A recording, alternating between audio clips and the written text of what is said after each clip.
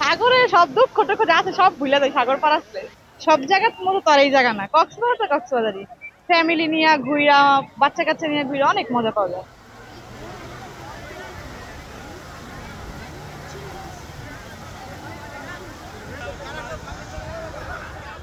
আসি বারবার সমুদ্রের টানে, প্রকৃতি দেখতে ভালো লাগে, সমুদ্র দেখতে ভালো লাগে এই জন্য।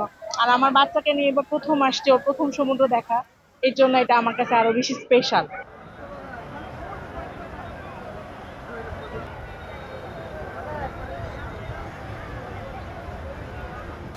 কক্সবাজারের অনুভূতি তো ভিন্ন রকম হবে, এটাই স্বাভাবিক। ওয়ালটন এখন দেশের সীমানা পেরিয়ে পৌঁছে গিয়েছে 50টিরও বেশি দেশে।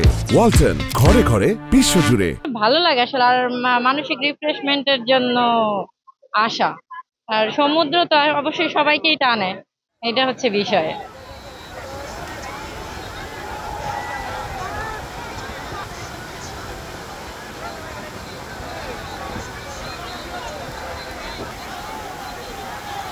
সমুদ্রের সাথে নিজের যেমন কেমন একটা হয়ে গেছে, মিলন হয়ে গেছে, যে না আসতে ভালো লাগে না, আসতে হয়। তবে নিরাপত্তা জনিত কথা অনেকের কাছে শুনলাম যে নিরাপত্তাটা একটু বেশি হলে ভালো হয়, অনেকে ডিস্টার্ব ডিস্টার্ব করে।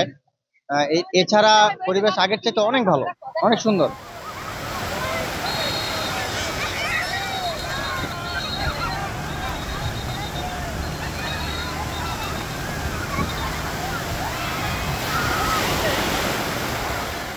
এখানে আসলে সবারই আসতে মন চাই, আমিও তার ব্যতিক্রম নই। তা আমি যতদিন বেঁচে থাকবো, বারবার আসতে আমার মন চাবে। তা আবার আসিব ফিরে, হয়তো এই বেশে নাই, হয়তো অন্য কোনো বেশে।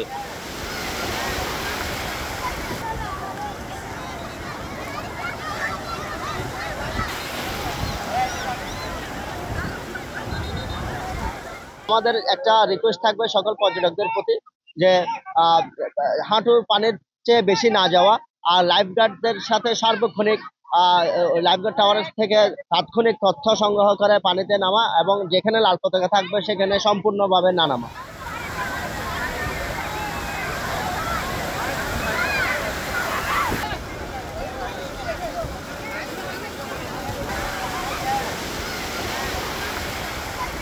বিভিন্ন হোটেল মোটেল তাদেরকে নির্দেশনা দেওয়া হয়েছে।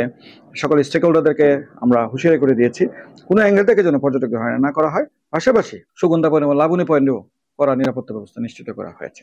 কোনো অ্যাঙ্গেল থেকে কোনো ধরনের দুষ্টামি এবং হয়রানি পর্যটকদের করলে অভিযোগ পাওয়ার সাথে সাথে টুরিস্ট পুলিশ কঠোর ব্যবস্থা নেবে তাদের।